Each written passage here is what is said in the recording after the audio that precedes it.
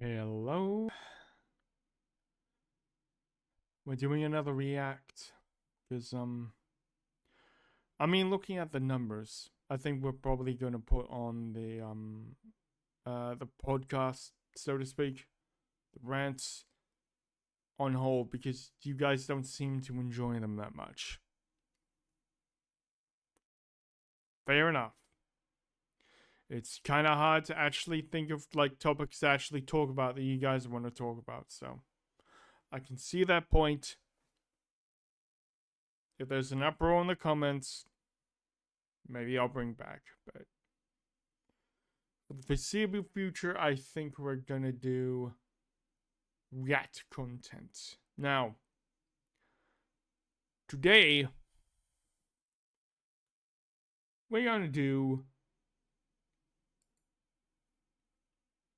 a little bit of something I found. It's called the History of Humanity in Stellaris, because, weirdly enough, there's a lot of lore in Stellaris that you just don't see.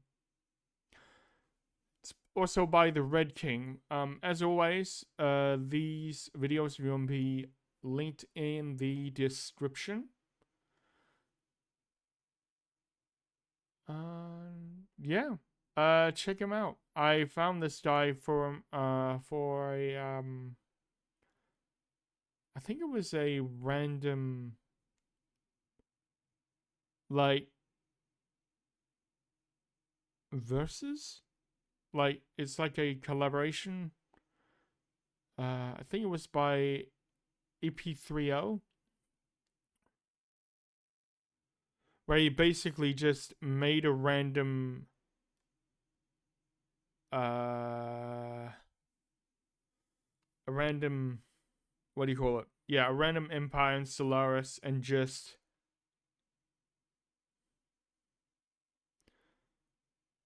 got like a couple of like guys. He just sent them over the save file and just let them have at it. No communication between any of them. They just did stuff. It's a fairly interesting video. Maybe I'll link it in this video as well. I don't know. Anyway, this is some lore that I think you guys might enjoy. So sit back, relax. And also this guy has a really good voice, so I'll let him go ahead. My lords, today we shall discuss the history of humanity within our galaxy to date. We shall cover the Ulysses Initiative, i.e. the launching of great arc ships and subsequent founding of the Commonwealth of Man. We shall discuss the fallout and turmoil on Earth and eventual founding of the United Nations of Earth following humanity's first faster-than-light flight. And finally we shall touch on two major events in the Commonwealth and United Nations post-FTL histories. Now, there's a little bit of backstory for myself. I've only ever once played as, I think it was once each for both the Commonwealth of Man and the United Nations of Earth. Didn't really get that far into it.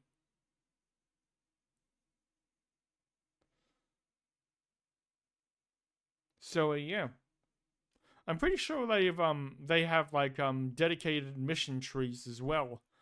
I just never actually gone that far into it. Anyway, let's find out. Humanity's attempts at space travel have a long and storied history. Ever since ancient times, people have gazed up at the night sky and dreamed of venturing beyond the bounds of Earth. Over the centuries, these dreams have inspired countless writers, artists, and scientists to explore the possibilities of space travel. It wasn't until the 20th century, however, that space travel became a real possibility.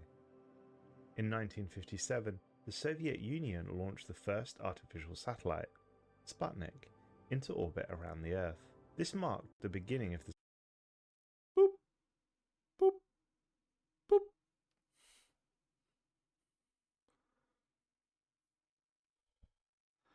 I'm sorry, but like the only two the two pieces of media that I remember hearing about Sputnik from is one from the Iron Giant, where it's like the US agent that you know goes on like a whole like paranoid rant about the Soviet Union watching us. And the second one is Toy Story 2. 2 words. Sputnik.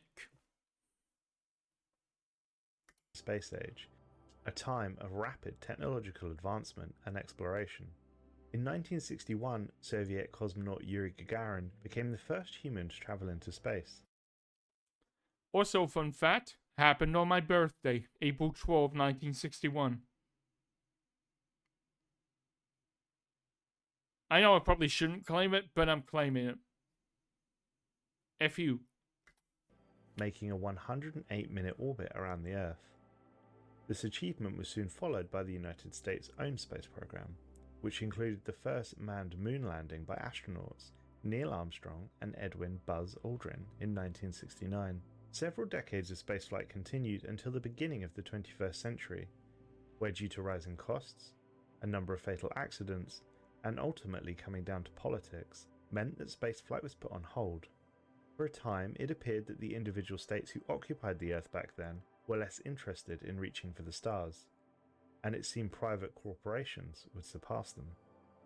It is not entirely clear what changed or why, but midway through the 21st century there was a cultural shift on Earth. It seemed humanity longed for the stars once again. A generation born too late to explore the Earth, but too soon to explore space, would leave their children and grandchildren a great gift. The 193 states making up the United Nations came together for the first time in many decades, and made a choice to attempt something truly wonderful. They were going to make spaceflight a possibility again. And I'm sorry, I don't buy this happening in the mid 21st century. Really? That's like what? Wait, 2025 as the time recording. That means in 25 years, about a generation, maybe, give or take, everyone's gonna screw you. Screw off. That's not gonna happen. That's not gonna happen. It's not.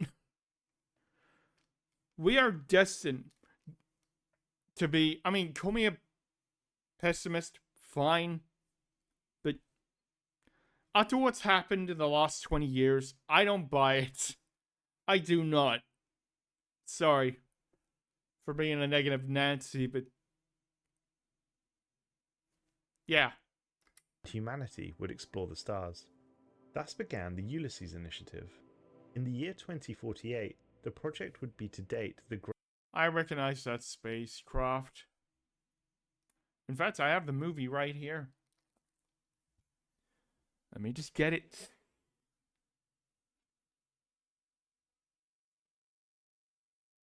Where is it? Where I have the movie? Where is it? What is it? The one with Jennifer Lawrence in it. You guys know what I'm talking about.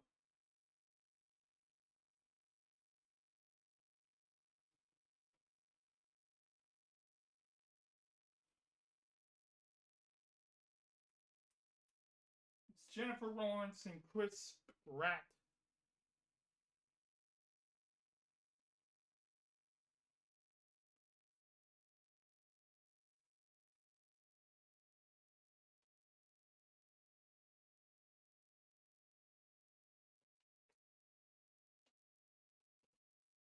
It's also very fascinating in the fact that if you actually cut it well enough, from the woman's perspective, from Jennifer Lawrence's character's perspective, it could easily become a horror film.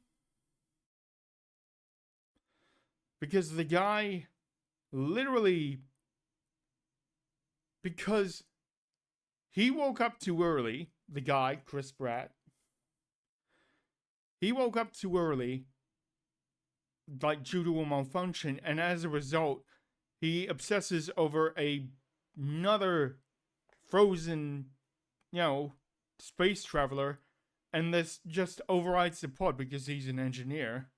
He overrides the pod to actually wake her up as well, thus condemning her to, like, I don't know, I think it's like 30-ish years aboard the ship.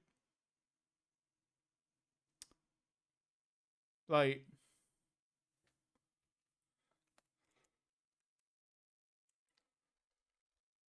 I forget what's told though. I thought I had the movie here, but I don't know. Anyway.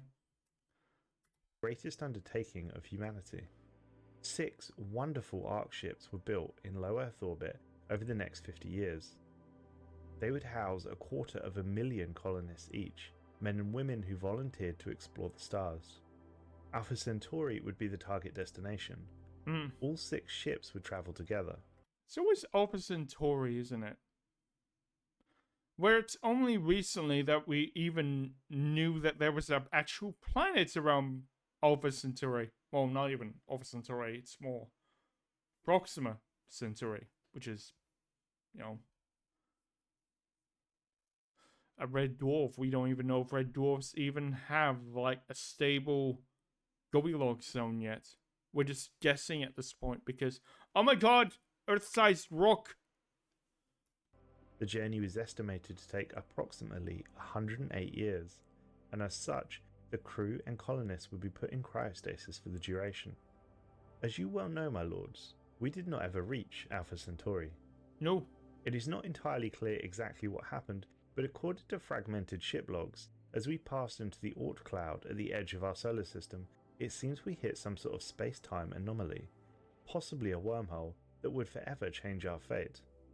The wormhole, if indeed that's what it was, spit us out into the system that we now call Deneb. Our ship carried the designation Deneb. I've never heard it pronounced that way. Have I been saying it wrong the entire time? I thought it was told Deneb.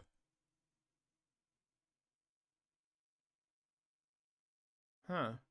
Chrysanthemum, and you can still visit it at the Museum of Ancient Relics in Unity's capital city. Again, I thought it was told the chrysanthemum. What? Okay, I'm questioning everything. What the heck? Radica. The crew were awakened by the onboard ship's computer and managed to crash land on the moon of a large gas giant, and thus humanity had found its second home that they would come to call Unity. The remaining 5 arc ships were nowhere to be seen, and the 250,000 colonists on the Chrysanthemum were alone, or at least that's what they initially thought. The moon that humanity had been so abruptly forced upon was already occupied by an Iron Age reptilian race, who despite initial attempts to communicate with were immediately hostile, and were estimated to number in the millions. The Krokak, as they quickly became named, were undeniably aggressive. They initially swarmed the crashed Chrysanthemum, which miraculously had not suffered any hull breaches, thus providing humanity with the protection it sorely needed. It's worthy of note, my lords, that this was humanity's first contact with extraterrestrial life. Never before had humanity come into contact with the alien, and this first contact would shape what would become the Commonwealth of Man. The Krokak's inability to break through the hull of the Chrysanthemum allowed the ship's military defense force to secure an appropriately chosen airlock that would serve as a defensive position should the Krokak be hostile, as indeed they were. Upon opening the airlock, the Krokak streamed in. They were roughly 2 meters tall, consisting of solid frames of muscle, sinew and scales. Their warriors wielded curved blades, which were razor sharp. The airlock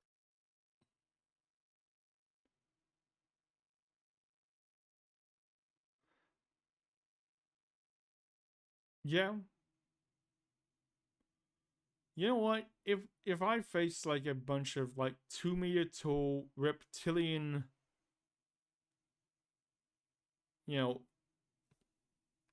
lizards, I will be scared as well. I mean, even though if they were Iron Age, that's still fucking scary. Shock, however, provided a fantastic choke point. The aliens were large enough that realistically only one or two were able to climb through at once. And when it became apparent that they were obviously hostile, it was little challenge for the Defense Force to hold them back with small arms fire. Oh shit, so yeah, because they were Iron Age, they just like, since they could only find melee ranges, they had to do just like wait and pick them.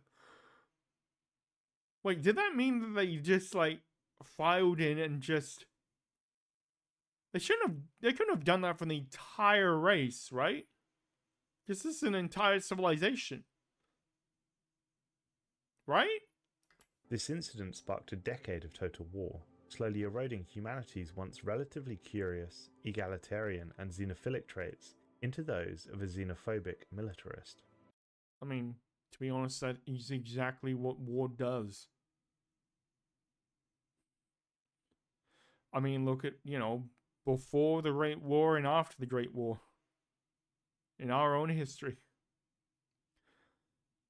Completely optimistic, and, it will be over by Christmas, they said. 4 years later, completely numb. Foot soaked in gangrene. Front hasn't moved in like 4 months. Absolute misery. And that's for a decade. I mean, that's for 4 years, let alone a decade. Yeah, that will probably turn me xenophobic as well. The Croc Hack did not stop in their ultimately pointless attack. For YouTube, xenophobic purely means alien life forms not of this planet. You know how YouTube is.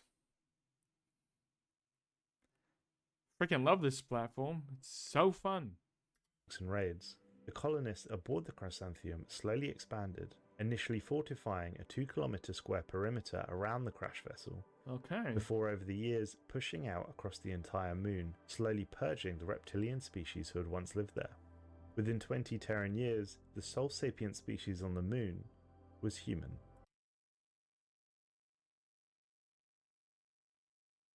Dude. So that's a combined total of 30 years of war to eradicate an entire species. I mean, to be honest, it's Iron Age versus what, like, mid 20th century, not 20th century, 21st century technology against spears and bows and arrows, but like, still. Wow. Back on Earth, the fate of the 6 Ark ships remained uncertain, but it was widely reported that all had been destroyed when they did not reappear from the Oort cloud at the edge of our solar system. What was supposed to be humanity's greatest achievement, and represented a coming together between individual nation states, quickly began to turn sour. The next 50 years of history for the humans living on Earth would also prove to be difficult, but war was somehow avoided. And the UN began to gradually regain support, and slowly expand, until by the start of the 22nd century, the international organization had become a de facto world government. Okay, yeah. I mean, I wouldn't necessarily be, I definitely would, be pessimistic that a world government will happen in my lifetime, say by 2090. But by the 2200s, I'll give it a 50-50 shot. Depends.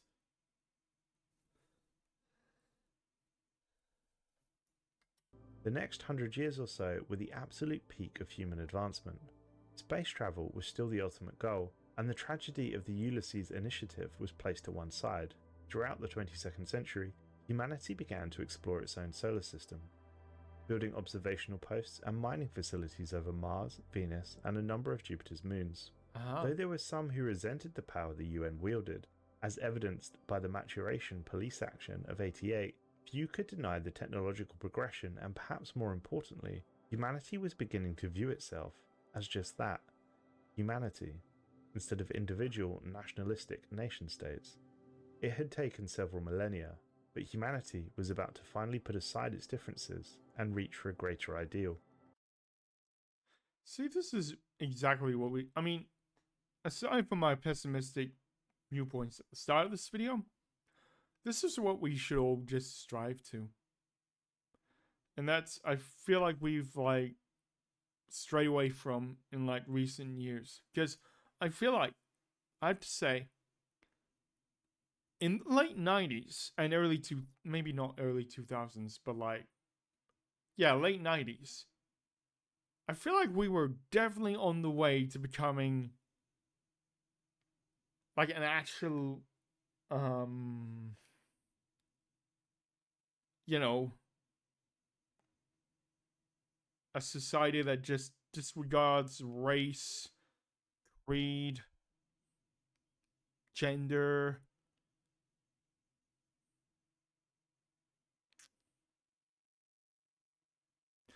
Maybe, yeah, maybe not so much on the sexuality bit, but if we got rid of like, the superficial, the superficial differences, we would surely gotten rid of like prejudice of like anything internal, right? I mean, we got rid of sex, really, technically. It's just what happened in the start of the millennium that kind of threw a bit of a spanner in the works and turned us all against each other once again. Yeah.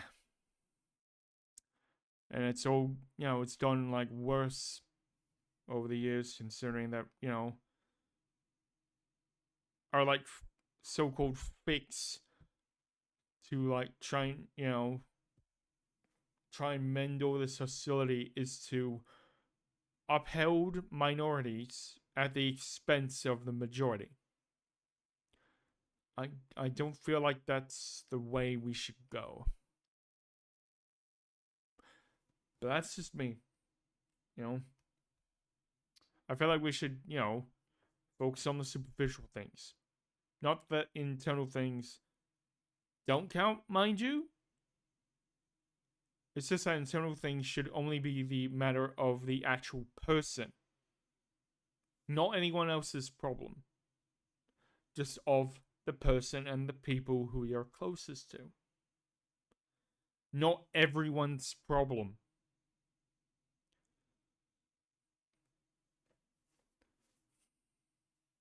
Because, we just have 2 arms, 2 hands, 2 eyes. We're all the same species, and we just lost sight of that. Don't like it. In the late 22nd century, the science vessel Odyssey, while surveying the very edge of the solar system, near the Oort cloud where the 6 Ark ships were lost, discovered something that would forever change humanity's fate among the stars. Ooh.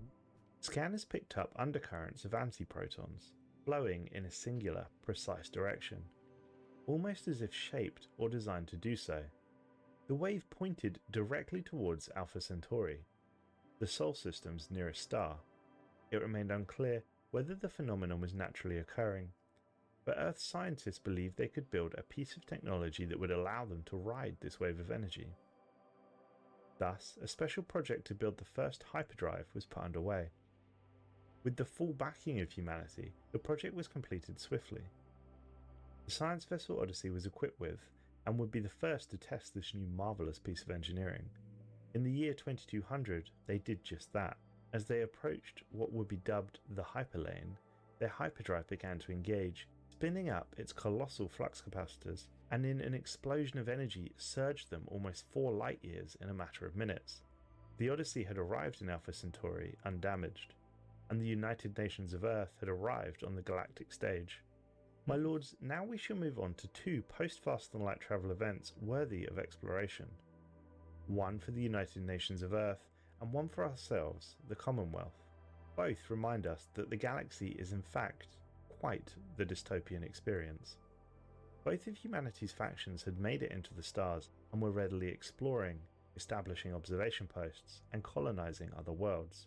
Soon after the Commonwealth began interstellar exploration, a science vessel managed to isolate a residual ion trail in the Rigel system that was identical to the one produced by the Chrysanthemum's engines.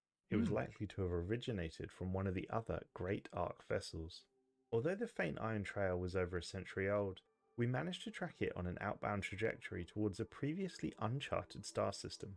Soon after, the Ark ship was located in a stable orbit of a colossal gas giant. Although in orbit it was without power, A previously uncharted star system. Dude, we know where Deneb is in the night sky. We can literally see it from Earth.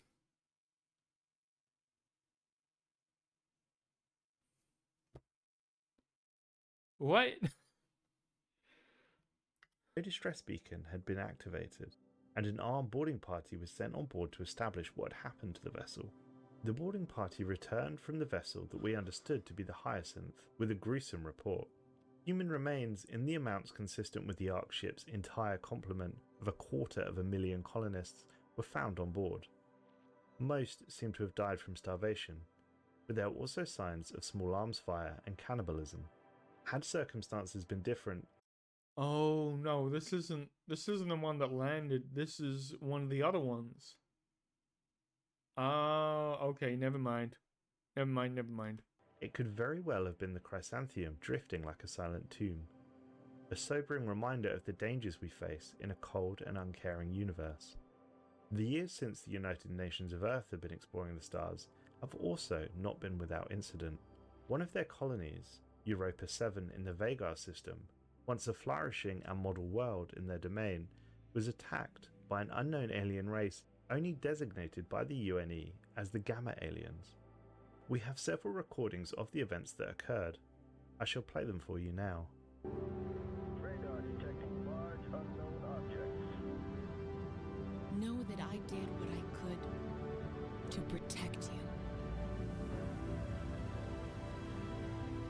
All personnel, man your battle stations. Enemy ships approaching. Immediate takeoff. I solemnly swear to devote my life and abilities in defense of the United Nations of Earth,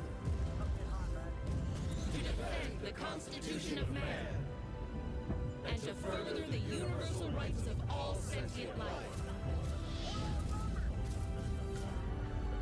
From the depths of the Pacific to the edge of the galaxy, Readings are off the scale. What is that thing? for as long as I shall live.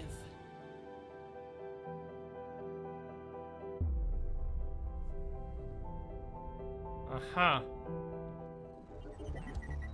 We are receiving reports that Colony Europa 7 has in fact been destroyed by an The estimated death toll is in the billions. My entire family was... The attackers are being called Gamma Aliens until more information With this attack, we have no choice but to protect our kind by unleashing our almighty weapon upon them, summoning the apocalypse.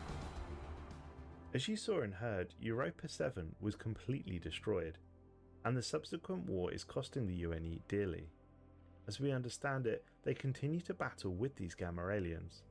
We are, as of yet, deciding whether or not we should give assistance, although as of yet they've also not formally requested it. I would be interested to hear your thoughts on the matter. And that brings an end to this report. Let me know in the comments what other topics you want to hear about. And if you want to hear me interview the Stellaris game director Eladrin about the upcoming DLC First Contact, please click the video on screen now. Alright, this is, yeah. This is about 2 years ago. So, yep. What do? We like and we sub. If you're interested in Stellaris lore, I believe this guy has a fair amount of Stellaris. I mean, look, it's right there. I think my first one was what was it? I got recommended, like, which crisis is the strongest crisis? I've yet to watch this, but it is on my recommendation. So, I mean, on my to watch. So, yeah. Hope you enjoyed. Perhaps we'll be reacting to more of this style in the future. Anyway. Hope you have a wonderful rest of your day. I've been Purist, signing off.